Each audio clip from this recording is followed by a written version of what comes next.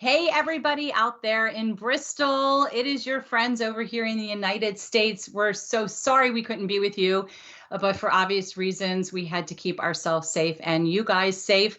I am Carin Andersen. I'm actually a founder, one of the founders and the president of a nonprofit organization that's called Aorta Hope. We are more reactive in that we're a patient advocacy group.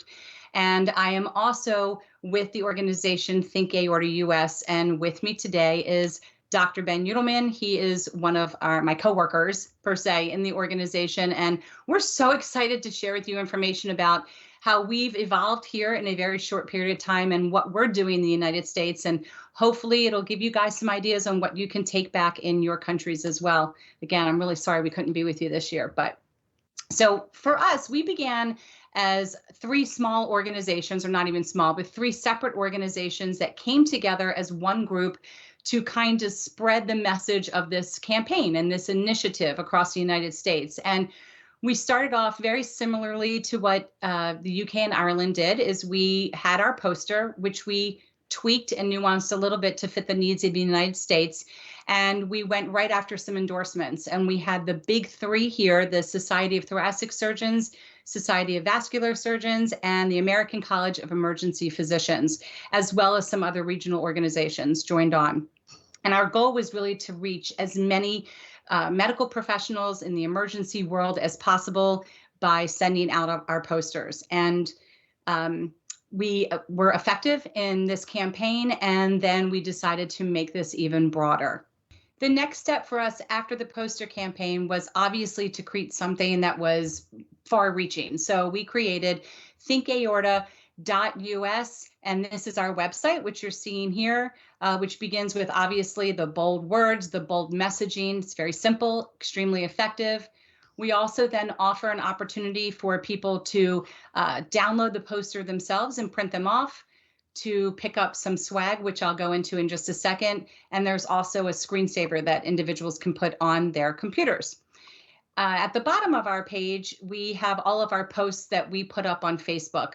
And not only are we on Facebook, we're also on Instagram, and we are obviously on our website, and we also are on Twitter. So to talk about the swag, that is a great way to start and maintain a conversation. And some of the things that we offer, hopefully I'm still sharing my screen here, would be our poster that we do offer to people for free. We also have a t-shirt that we offer, masks, which became very important as of last year, and these phenomenal magnets, which are really very catching. And they've also been on, we put them on top of ambulances, on cars, on trucks. They go anywhere and everywhere that we can slap those magnets on, and they really do start a conversation, which is the most important way and the most effective way and easiest way to spread the message of Think Aorta. One of the other things that happened shortly after this website really was launched is we made the decision that it would be in our best interest here in the US if Think Aorta became a registered, licensed charity. So we are a 501c3 in our country, and we did that for a few reasons. In the United States, it tends to bring about a deeper sense of legitimacy and professionalism if your organization has gone through the arduous task of filing the legal documents and paying the fees. So we did become an actual nonprofit, and 100% of any donations we receive for the swag or for marketing materials all go back into our programs and our initiatives, which is mainly marketing items and sending those items out and paying for those costs that are involved. So those are all of the items that we've been handling now as our second phase of Think Aorta, which is now as an independent organization with a board. And I'm going to have Ben go over with you some of the initiatives within our organization that we have been focusing on within the community. Ben? Thank you so much, Carin. My name is Ben Youdelman. I'm a heart and aortic surgeon here in New York City, and we are very disappointed that we can't be there in person, but we're very happy to make this video and bring you all the information that we can regarding the Think Aorta campaign in the United States and all we've done for the campaign and with the campaign. It's our pleasure to be participating in this. When I got to New York City My colleagues and I started a group called Aortic Bridge, and we found Carin's group, Aortic Hope, and we all came together. The idea of Aortic Bridge was simply to get a support group for patients, as well as bring the patients closer to the practitioners in order to increase communication and decrease stress and help everybody along the way. The involvement of the Society for Thoracic Surgeons and Society for Vascular Surgeons and the American College of Emergency Physicians was critical for us to get notoriety both in these three different organizations and get support and legitimacy across our medical specialties in order for everybody to realize we're all working together to get this message out, to educate everyone, and to save lives. Now, most of you already know, unfortunately for some and lucky for others, that aortic aneurysms as well as dissections are found when no one had any idea that they had an aortic problem. And this reactive response to aortic disease concerns all of us who are trying desperately to improve the outcomes from aortic disease diagnoses.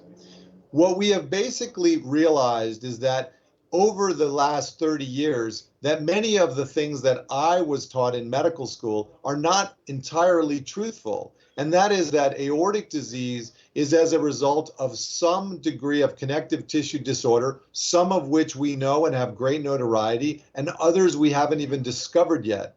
And we are up to multiple genes in the order of 24 or more that are associated with these conditions. And we've realized in treating patients that the more we know about the patient's family medical history, the better that we can risk stratify these patients on an individual basis and decide when to operate, if we should watch and wait this aorta, or if we should intervene early and how we should intervene. And all of these things are critical. I myself graduate a number of patients every year in their 80s and 90s who live with dilations of their aorta and have to worry every year or every 2 years as we scan them. And then other people go on for long periods of their life and then come in, unfortunately, with an aortic dissection, many of whom survive, but unfortunately, some of whom don't. How can we do something in a more proactive way, and how can we enhance this campaign in order to make it better and improve these outcomes? Think Aorta, Think Family was the expansion on the Think Aorta motto, which is an enhanced campaign in order to approach this from a more inclusive direction and allow people to think about their family medical history and as it relates to their personal medical problems that either they know about or they may not even know about yet. We have used this campaign in order to promote a sort of a screening program, if you will, for the first degree relatives, meaning all the parents, siblings, and children. And this is something that was incredibly important to us over the past 10 years as we realized more and more that some of the previously held, shall we say, prejudice about patients who may come in a particular size or particular shape or may look in a particular way, that was actually inaccurate when there were huge numbers of patients coming in that didn't fit this description, that had aortic disease, came in with aortic dissections. And the only way to really expand this was to realize that paying closer attention to the family medical history and less attention to some of these aforementioned previously held beliefs actually allowed us to put Think Aorta a little bit closer to our mind, especially for emergency physicians who were seeing patients with unexplained chest pain, seeing patients that didn't seem like they were having a heart attack, seeing patients that had strange symptoms that may have looked like a stroke or may have looked like a heart attack or may have looked like migrating symptoms. And they weren't sure what was going on because in their mind, their prejudice of what they had learned in medical school, very similar to my own, had kept them from thinking aorta first or early on. And this is something that we are working very hard to take a proactive approach to change. One of the things that COVID, which we have not talked about in this presentation, it gave us an opportunity here in New York City where we have a very complex mixed population of people from all over the world. Myself and my colleagues evaluated over 1,500 CAT scans of the chest in order to see what the incidence of aortic disease was in our heterogeneous population, a population with people from all over the world. And what we found was there were aortas that were enlarged greater than 4 centimeters and 5% of them greater than 4.5 centimeters. And this was in the 5 to 12% range where we found patients with aortic aneurysms, which were not known and which were discovered on an incidental CAT scan, unfortunately, because the patients had symptoms or they were concerned about COVID symptoms. So it created a sort of an ad hoc incidental screening program. And this presentation is going to be made at one of our national meetings in the fall in order to hopefully increase the awareness. And we're going to start to walk towards a screening program for aortic disease. There's no question that the high-risk population, or all the people who have first-degree relatives with aneurysms or dissection, need to be screened.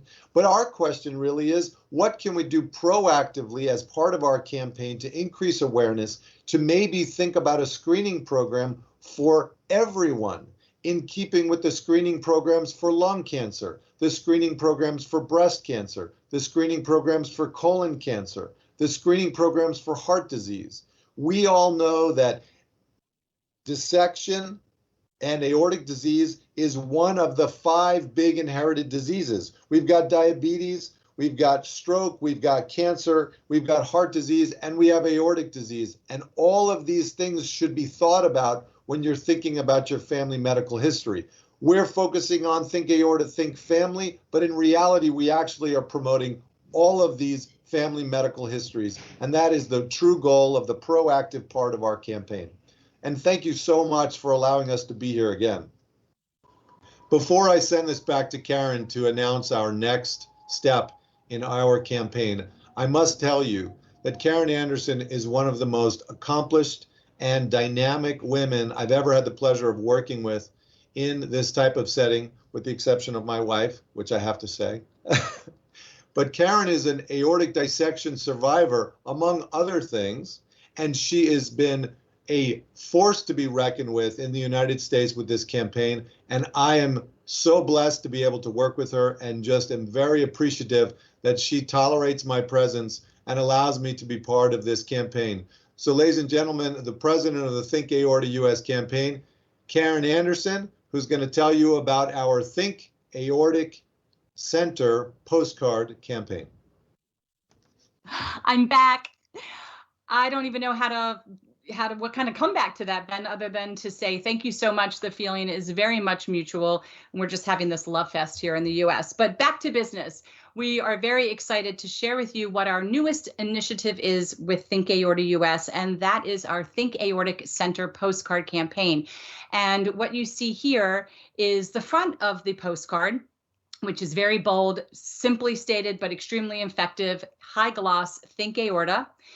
And then on the back side of the postcard, it allows the Aortic Disease Center to have their logo, to have their information. And since they're actually doing the outreach to all of their local hospitals in their area, it allows them to promote the campaign in case they want to, in case the other hospitals have a patient that wants to have a conversation with them, or in case they want to have a discussion about a patient that might be in an emergent situation. So all of the actual outreach on the ground is being done by the aortic disease centers and those hospitals.